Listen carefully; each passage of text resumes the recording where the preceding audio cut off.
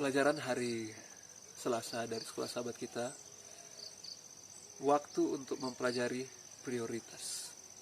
Saya rindu membaca satu statement dari sekolah sahabat yang begitu penting untuk kita renungkan di bagian paragrafnya yang kedua. Dikatakan di sana, orang Israel menampilkan diri sebagai pengikut Allah dalam ibadah mereka, dalam puasa mereka. Tetapi cara mereka menjalani kehidupan setelah selesai beribadah menunjukkan bahwa mereka hanya semata-mata menjalankan peraturan perilaku yang benar, namun tidak ada komitmen hati yang tulus terhadap hukum Allah. Dan di dalam buku Yesaya pasal 58, Tuhan membukakan kepada bangsa Israel keadaan mereka yang sebenarnya. Gambaran bangsa Israel, saudara-saudara, dalam Yesaya 58, di mana mereka berseru dengan kuat, dengan suara yang nyaring. Mereka adalah orang-orang yang suka dekat dengan Tuhan. Mereka adalah orang-orang yang rindu melakukan hukum Tuhan. Namun Tuhan berkata kepada mereka, bukan puasa, bukan ibadah demikian yang saya rindu kalian lakukan. Mari kita buka dalam Yesaya 58. Dikatakan di sana, sesungguhnya pada hari puasamu, Yesaya 58 ayat 3, engkau masih tetap mengurus urusanmu, dan kamu mendesak-desak semua buruhmu.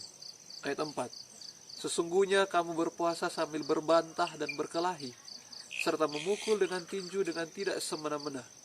Dengan caramu berpuasa seperti sekarang ini, suaramu tidak akan didengar di tempat tinggi.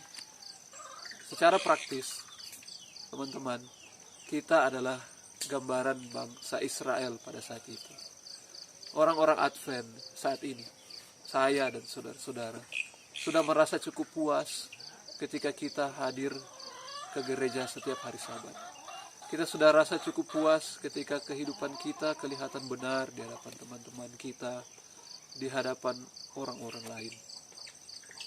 Namun, ketika kita masuk ke dalam gereja setiap hari Sabat, menjadi kebiasaan, menjadi rutinitas, sehingga kita merasa hari Sabat seperti hari yang berbeda maknanya. Artinya kita sudah rasa biasa. Kalau ditanya apa kabar saudara-saudara, selalu kita jawab luar biasa. Apakah Anda bersuka cita? Ya, kami bersuka cita. Namun apakah benar jawaban saudara itu keluar dari hati saudara? Apakah itu hanyalah sebuah perkataan formalitas untuk menyambut sambutan dari pembicara ataupun pengacara yang ada di depan? Mari kita renungkan dengan baik-baik.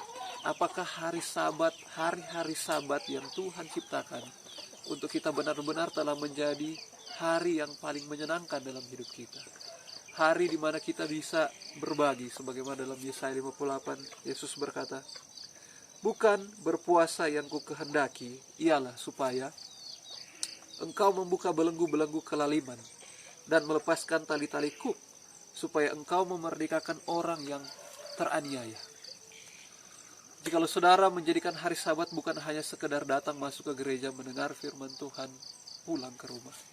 Puji Tuhan, di banyak jemaat sering menggunakan waktu-waktu hari Sabat untuk melawat orang sakit. Lanjutkan itu. Tetapi perlu ada hal-hal baru yang mungkin saudara bisa lakukan pada hari Sabat. Salah satunya adalah bagaimana cara agar kita bisa hadir di tengah-tengah mereka yang berduka. Adalah bagaimana kita bisa memberikan pengharapan bagi mereka yang putus asa. Ayat yang ke-7 dibilang, supaya engkau memecah-mecah rotimu bagi orang yang lapar, dan membawa ke rumahmu orang miskin yang tidak punya rumah. Dan apabila engkau melihat orang telanjang, supaya engkau memberi dia pakaian, dan tidak menyembunyikan diri terhadap saudaramu sendiri. Hari Sabat adalah satu hari di mana sangat baik, momen yang paling indah ketika kita atau jemaat bisa berbagi.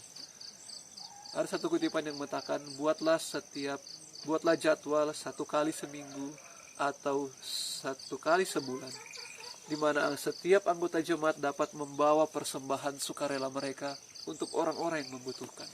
Anda bisa membawa pakaian Anda bisa membawa uang Anda bisa membawa makanan yang dalam kemasan, Anda bisa membawa beras, apapun itu saudara, Dari kelebihan ataupun dari kekurangan saudara, Anda persembahkan itu kepada Tuhan setiap hari Sabat ataupun 1 kali sebulan untuk orang-orang yang membutuhkan.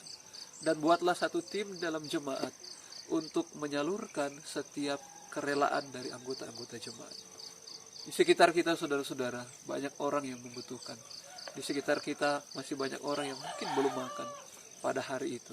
Dan ketika hari Sabat kita turun dengan jemaat, membawa persembahan sukarela yang telah terkumpul di jemaat saudara masing-masing, maka ketika Anda membawa kepada mereka yang lapar makanan, mereka akan melihat Tuhan. Ketika Anda datang kepada mereka yang sakit, ini bukan hanya anggota jemaat, saudara, tetapi siapa saja masyarakat yang ada di sekitar Anda. Mulailah untuk melihat kebutuhan saudara-saudara, daripada kita hanya terus memikirkan diri atau pribadi kita, urusan kita masing-masing. Kesampingkan kebutuhan kita pribadi, dan marilah kita untuk mulai melihat kebutuhan saudara-saudara kita yang ada di sekitar kita. Semoga ini akan menjadi berkat bagi kita ke depan. Kita dapat melakukan sesuatu bagi orang lain di sekitar kita, sehingga orang-orang bisa melihat siapa umat Tuhan. Dan Tuhan akan berkata, puasa yang demikianlah puasa yang kukehendaki. Ayat terakhir di ayat 8 saya akan baca. Pada waktu itulah terangmu akan merekas seperti fajar, dan lukamu akan pulih dengan segera. Kebenaran menjadi barisan depanmu, dan kemuliaan Tuhan barisan belakangmu. Ayat 9. Pada waktu itulah engkau akan memanggil, dan Tuhan akan menjawab. Engkau akan berteriak minta tolong, dan Ia akan berkata, ini aku. Tuhan memberkati. Shalom.